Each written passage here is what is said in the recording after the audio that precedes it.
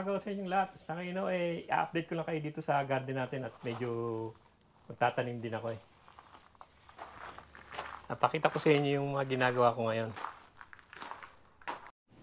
Ayan na, ang lagay ng garden niyan. Sakto dito, ito wala na kasi itong snow peas. Pag ganyan na itsura, wala na yan eh. Saka wala nang bulaklak na lumalabas. Parang natutuyo na yung dahon niya eh. Mga pang-apat din na ani kami dito. Yan, maliliit na yung bunga niya yun. May bunga pa naman pero maliliit na. Kaya gagawin ko, tatanggalin ko na to. Kasi sa ilalim nito may mga naman to, may mga sitaw. Yan, nag-ano na ako ng sitaw dito sa ilalim yan eh. Sitaw naman itatanim ko. Para kasi may balag eh. Yan, may mga bunga pa yun. Yan, kinukuha na nga ng misis ko, inuubos na niya yung bunga. Pero sa nga yan, sitaw sa ilalim yun.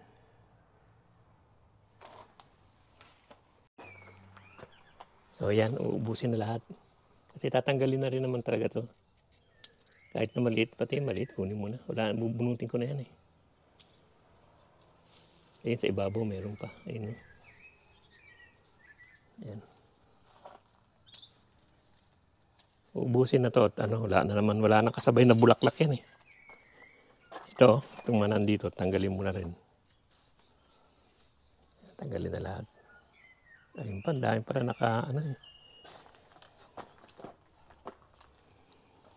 bang pala. Tatago. Dami pa siguro yung pag tinanggal ko. Kukuha naman natin yung iba niyan eh.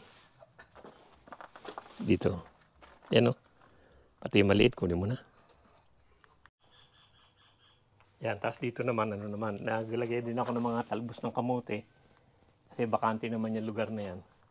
Tapos yung upo. Yan, dalawa, tatlo yan eh. Yan, tatlo yung upo, isa pa dun. Ayun. Isa pa dito. Tatlo yan. Kasi may gapangan naman dito. Ayan eh. Pang-upo talaga yan. Hindi ko na tinanggal. Tapos may tumubo naman na celery nung araw. Kasi may mga celery itong malaki yan. Mga buto niya yan eh. Ayun pa iba oh. Pero dito, tinanim ko rito spinach to. Itong isang plat na to. Spinach yan.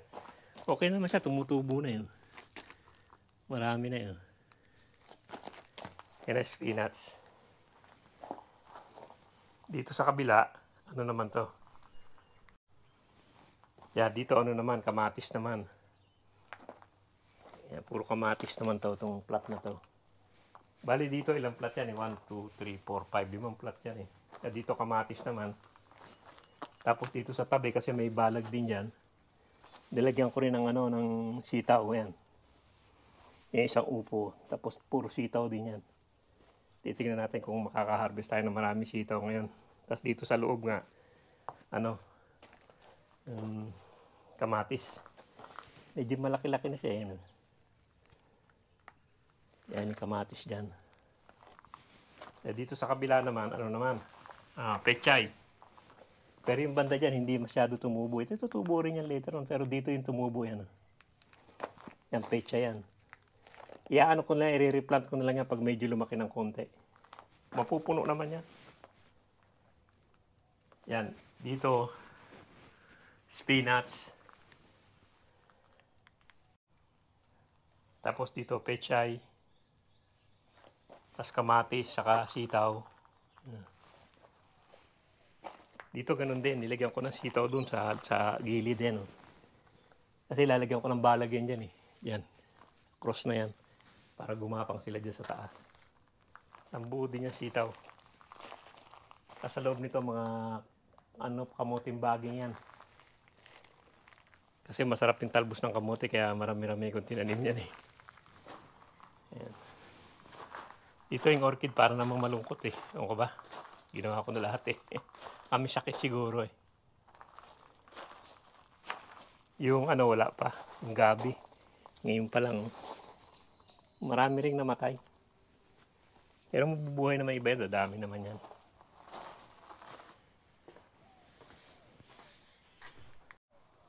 Yan dito naman. Yan yung lemon. Dami na naman yung bulaklak. Maliit lang to pero magaling to. Galing mamunga. Yung talbos ng kamote, yan, na ano siya, umpisa na yan. Hindi na to, nabuhay na to. Nakaligtas ng ano to, ng winter. Yan, tinan nyo, may mga ano na bago ng ano, usbong. Yan, talbos ng kamote. Hindi ko na tinanggalin dyan, nakasurvive naman. Ito yung bay leaf, kasi pinatay ko na yung puno rito eh. Kaya bay leaf na lang itinira ko. Tapos yan yung ubas dito. Wala eh, hindi ko magawa ng gapangan eh.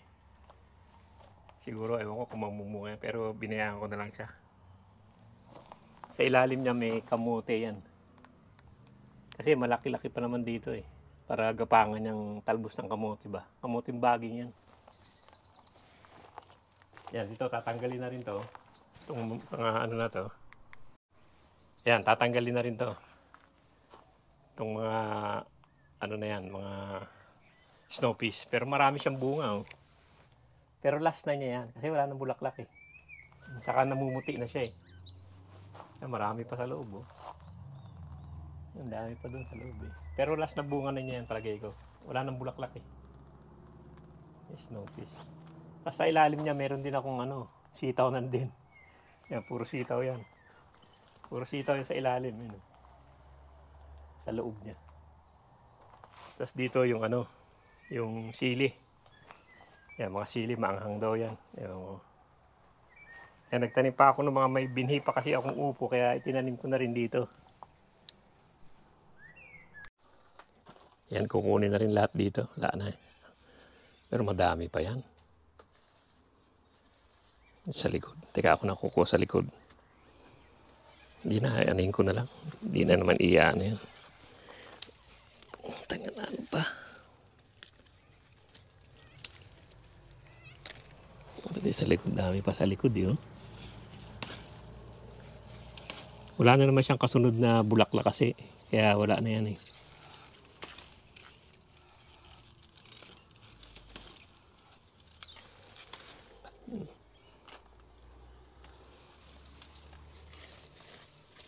Dapat dito sa likod yun. Ang gunting. Yun, ang iniwan ko doon sa bangko. Ang dami pa kasi dito sa loob. Oh. Ay pa sa loob eh.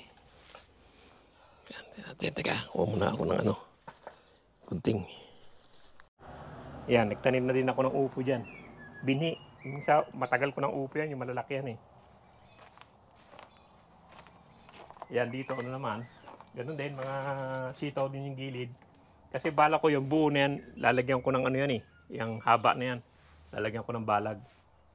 Yung buong haba na yan. Para kaya nilagyan ko ng sitaw dyan, sitaw doon. Tapos lalagyan ko rin ng sitaw dito. Dito may okra naman yan. Yung okra medyo maano to eh. Kaya inaano ko, nilagyan ko ng ano. Ng cup para ano. Nakukulaya. Okra ho yan. Dito naman talong. Yan. Medyo naano sila nung nakaraan eh. Oh. Ewan ko ano nangyari dyan eh. Yan. Yan mga talong yan. Pero makikita nyo ho, wala na. Oh. Talagang ano na, namuti na, namamatay na.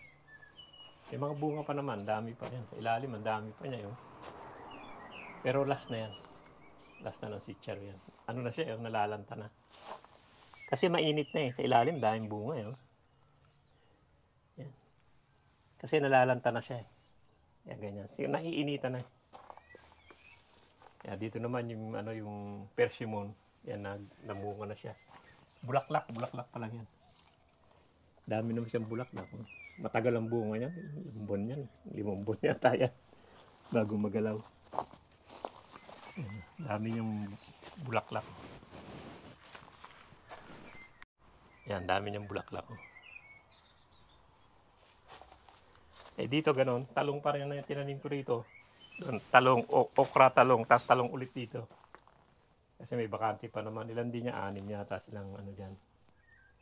Ito wala na rin, tignan niya, lanta na rin. Oh. Pero sa ilalim niya may mga sitaw yan. Kaya nga sabi ko sa inyo, isang haba yan, tatanim ko ng sitaw lahat yan eh. Lalagyan ko ng mahaba siyang, ano, para gapangan niya. Ito, dami pa rin bunga. Oh. Pero ano na to, wala na to, last na yan. Dami pang bunga niya. Ganda ng bunga niya, no? Ang lalaki. Ang dami pa sa loob yun. Yan. Dito naman, meron pa rin ilang snowfish, ano. May mga bunga rin naman dito. Dami rin siya. Oh. Pero to gagawin ko rito ampalaya naman dito sa lugar na to. Yan, may ampalaya na ako yan. Oh. May mga ampalaya na yan eh. May kumakain pa rin yun. Yan, mga ampalaya yan dito. Ang dami pa rin bunga dito sa loob. Oh. Dito, sa kabila naman, bala ko dito, cucumber naman eh. Sa lugar na to. Lalagyan ko ng cucumber yan. May balag kasi kaya pwede na yan dahil pang bunga. Yan, inaani na naman ang misis ko. Wala nang bulaklak eh, wala nang susunod yan. Kaya pwede nang igo yan. Kahit maliit dahil bunga eh. Yan, gogo yan.